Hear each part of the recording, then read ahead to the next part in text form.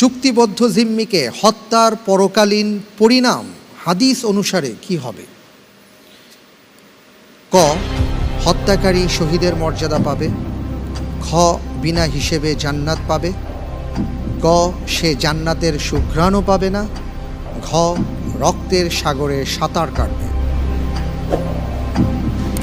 কোনো জিম্মিকে কেউ যদি হত্যা করে থাকে তাহলে এর পরিণাম কি হবে হত্যাকারীর, হাদিসে কি এসছে সেই সম্পর্কেই আমরা জানতে চাচ্ছি আপনার কাছ থেকে।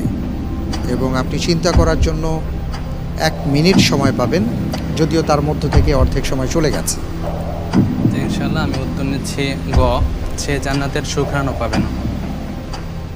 লক করে দেব ইনশাআল্লাহ।